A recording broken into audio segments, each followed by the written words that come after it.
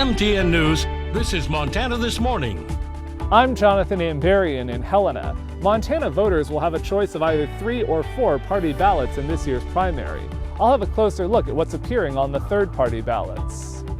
A pivotal week for former President Trump. He could find out his fate in the hush money trial, while both he and President Biden look to gain support in key swing states. I'm Astrid Martinez with more as campaign 2024 heats up. And it's time to think about heading outside for this Memorial Day. And MTN's Ryan Gamboa is going to break down all the ways to make sure that your barbecue stays safe. Alrighty, it is Monday, Memorial Day, 6 o'clock on the dot, and a beautiful sunrise coming over Southwest Montana. It's going to be a gorgeous, unofficial start to summer, I think, today. So if you're planning on spending some time outside, whether you're going to see any parades or just barbecuing in the backyard, I think that you've got a pretty nice day ahead of you. Early morning temperatures are chilly, so a light jacket, but by the afternoon you're talking sunshine and short sleeves for most of the area.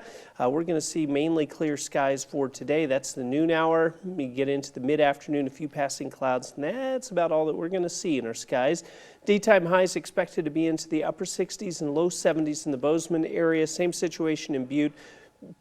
Really setting up for a beautiful day today. We're going to talk about some changes heading this direction for your work week. That's coming up in just a few minutes. Alrighty, thank you very much, Matt. Now in Montana's primary elections, voters get the chance to choose which party's ballot to fill out. And this year, they have 3 options or even 4 options depending on where you live. MTN senior political reporter Jonathan Ambarian has a closer look at what's on the third-party ballots. When you open up your mail ballot packet or when you go into the voting booth, if you live in Montana's Eastern Congressional District, you'll find 3 separate party ballots, one for the Republicans, one for the Democrats, and one for the Green Party. If you live in the Western Congressional District, you'll see 4, also including one for the Libertarians. The Montana Green Party went through a series of petition drives to qualify for ballot access, and a series of legal actions that ended up with them removed. But in 2022, the state and the party reached a consent agreement that means their candidates are on the ballot this election cycle. Only 2 candidates filed as Greens, both for the U.S. Senate race. Robert Barb of Darby, who ran as a Green Party candidate for governor in 2020, and Michael Downey of Helena, drought program coordinator for Montana DNRC. Libertarians have long had ballot access in Montana. This year, their only contested primary is for the Western District U.S. House seat, between Dennis Hayes and Ernie Noble. That means statewide candidates like Sid Dowd running for U.S. Senate and Kaiser Lieb running for governor aren't appearing on primary ballots, but they will be in the general election. The party announced on social media that they would take the opportunity to highlight liberty-minded candidates from other parties ahead of the primary. While there are only 2 third-party contested primaries, voters taking those ballots can also vote for judicial races, nonpartisan local offices, and ballot issues. The Libertarian and Green Party's ballot access means they will have presidential candidates on Montana's ballot this November. Robert F. Kennedy Jr.'s independent presidential campaign says they're currently collecting signatures on petitions to try to qualify him for the ballot. And the group No Labels got enough signatures to qualify a presidential ticket, but they decided last month they aren't going to run one. In Helena, Jonathan Ambarian, MTN News. And the Montana Attorney General's office and the Montana Highway Patrol are reminding motorists to be safe as we enter the 100 deadliest days of summer. The time between Memorial Day and Labor Day sees more fatal crashes than any time of the year. According to MHP, there has already been a 15% increase in the number of traffic deaths on Montana roads compared to last year. MHP says it will increase trooper presence on Montana roads over the summer and cracking down on drunk and impaired driving, and encourages travelers to always wear a seatbelt, slow down, and follow the speed limit. And if you do plan on drinking, make sure you have a sober driver or a safe ride home. Now on the national scene, former President Donald Trump is looking to gain more support along the campaign trail. This weekend, he took to swing state North Carolina, where he was met with waves of cheers, but had a rockier reception at the Libertarian National Convention after getting booed and heckled during a speech. CBS's Astrid Martinez has more on what lies ahead for Trump and President Biden this week. As summer kicks off, the presidential race is also heating up. In North Carolina this weekend, NASCAR fans cheered ahead of former President Trump's arrival at the Coca-Cola 600 race. It's Trump's third visit to the swing state this election. It's going to be a great race. But his reception was far less friendly while on the campaign trail in D.C. on Saturday. I will be a true friend to libertarians in the White House. Trump was booed by the crowd at the Libertarian National Convention after asking for the third party's endorsement. President Biden did not attend the Libertarian Convention, instead delivering the commencement address at West Point's graduation and using the moment to take a jab at former President Trump. On your very first day at West Point, you raised your right hands and took an oath, not to a political party, not to a president, but to the Constitution of the United States of America. President Biden will also head to a swing state this week, Pennsylvania. It will be his 7th time in the state this year. Astrid Martinez, CBS News. Also this week, jurors in Trump's so-called hush money trial in New York will begin their deliberations. If he's found guilty, it would be a first for a former president. Now, in preparation for Memorial Day, 2 local volunteer groups cleaned up the Veterans Memorial in the Electric City, as well as planted some flowers. MTN's James Rowland caught up with them ahead of the holiday. In preparation for Memorial Day, a local club has been planting these flowers for years. The club's actually been around since 1909 and comes back every year thanks to generous donations from the community. Flower Farm donates 36 petunias for the planters, red, white, and blue, and then we purchase 120 petunias for the bed on the ground. Home Depot donates to us like $100 worth of products every year. When we first started this project, we worked on a very, very small budget, and we finally realized that the flower that survives up here in the wind and the sun and the different conditions are the petunias. The flower garden and maintenance is sure to continue into the future. And when Gayla said she was retiring, I put my hand up and said, I'll surely take that over. That's something that I can do. The purpose of the memorial is simple. It's anybody that has served, living or have passed. This is actually a labor of love, because many of us have stones on the wall of loved ones. This place is beautiful at all different seasons.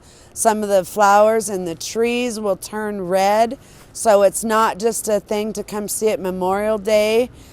You should come visit at different seasons. With the memorial all cleaned up and ready for Memorial Day, make sure to come by and pay your respects this holiday. In Great Falls, I'm James Rowland, MTN News. Thank you very much, James.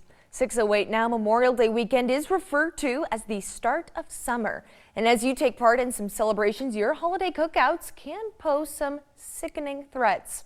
In this morning's Montana Agriculture Report, MTN's Ryan Gamboa shares some summer barbecue food safety tips. Well, grab your favorite summertime shirt because it's Memorial Day. There's burgers, brats, watermelon, you name it. But as you enjoy those favorite summertime eats, food safety should be on the top of your mind. While most of you will be mixing a drink this summer or cracking an adult beverage, before you get to this point, you'll probably need an ice chest. When traveling with perishable items to the pool, camping, or a cookout, the USDA recommends that you keep those perishable food items in a place below 40 degrees Fahrenheit. So grab an extra bag of ice, some frozen ice packs, or just keep that food in the refrigerator.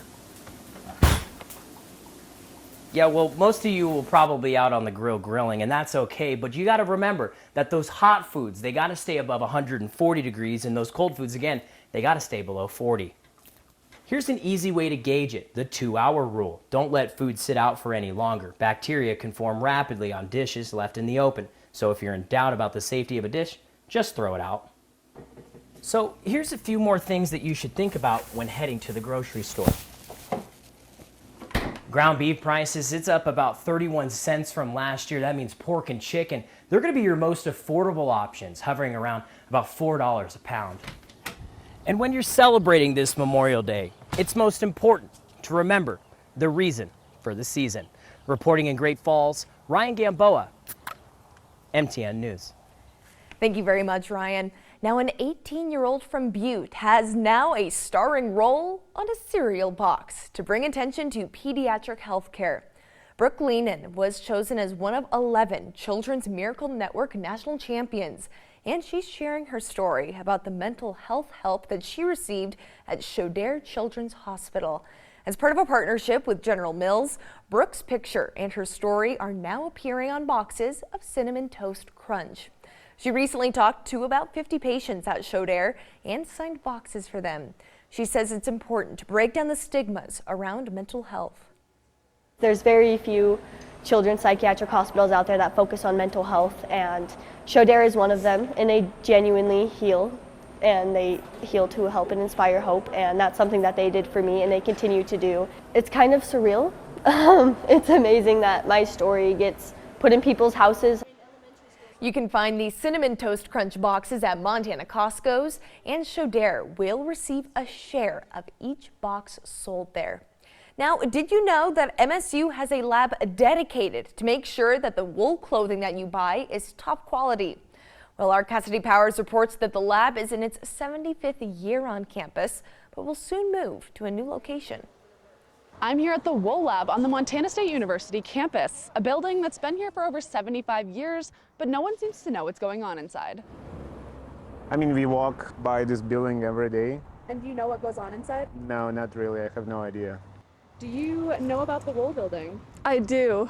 Awesome. Do you know what goes on in there? I don't. You may recognize this mysterious white building on the corner of 11th and College. That building is the Montana Wool Lab. Built in 1947, it's the only university-associated wool lab in the nation. Can you tell me what you do here at the Wool Lab? Mostly what we do here is we run samples of wool to help growers capture value-added processing. In simpler terms, this lab researches wool quality for wool producers around the state and region so they can create sustainable wool clothing. Brent Rader is an MSU Extension sheep and wool specialist. He's worked in this wool lab for 30 years. He tells me the issue they're trying to solve. We're importing about 8.5 billion pounds of plastic fabric a year into the United States. It's about 25 pounds a person per year. That fabric takes about 10,000 years to break down. Which is why the Wool Lab works to create 100% American-made, biodegradable, and sustainably produced clothing options. But Brent tells me it's been hard to conduct research in a building that's over 75 years old. Our building is so old that we can't control the humidity and the temperature factor. So every morning we load up our buckets with hot water and place them around the room. The temperature starts to drop or the humidity starts to drop, we have to fill it up again. Which is why everyone involved at the Wool Lab could not be more excited for the new combined state labs building.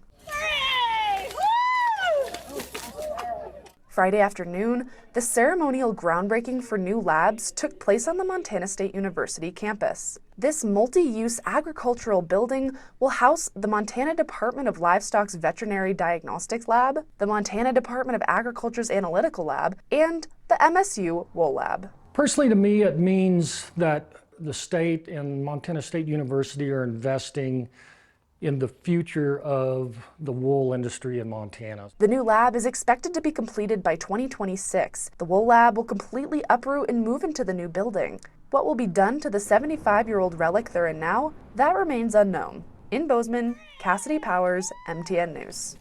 And talk about a fairy tale ending for the Manhattan Tigers softball team, who are now Montana State BC champions. Now, this was the scene late Saturday night in Manhattan as the team was welcomed back into town after clinching their first ever state championship. The Tigers dedicated the season and now their championship to their teammate Delaney Doherty, who was killed in a head-on crash late August. They came back after a 12-0 shutout on Friday against Shepherd, and then they went on to beat Conrad Shoto 13-2, Florence Carlton 8-6, then defeated Shepherd twice in a rematch in the championship round. First by an 11-8 score, then by a 6-1 finish to cap a marathon day. Truly an amazing Yeah. finish for that group. And well-deserved. Absolutely incredible story there. Now, before we head into a break, we're going to talk about some other amazing athletics, but also a pretty lucky shot. We're going to be heading over to the Charles Schwab Challenge for the golf team. Well, this just looks like a nice golfer signing the glove for a nice fan. Well, that's not the whole story. This is Pearson Cody on the 14th hole. Fan very excited, but take a look at that shot. Hit right near the fan. Oh. But a bit of an overreaction. It didn't... He was just a little startled. He sold it. He sold it. He was just a little startled by how close he got to that ball. Mr. Cody, very kind of him, got his glove out, signed it for the fan, and gave it to him. Yeah, so that's funny. Everything ended well, and thankfully it doesn't look like the fan was too hurt. He looks like he got the better end of that deal anyway. I gotta watch this one more time. Hold on. He did sell it well. Well, look at the hand. Woo! He goes. It's my heart. Exactly. It's my heart. Whoa, I lost my hat. Yeah, that's good stuff. Oh, good thing he's got that glove. I like it. All right, 6:16. Time for a quick break here on Montana Good this thing morning. he wasn't there if I'm playing. No, exactly right. Well, it's EMS week around the country, and I sat down with a couple of our rural first responders for a look at their perspective. I'm Owen Skornicage with MTN News. I'll have that story coming.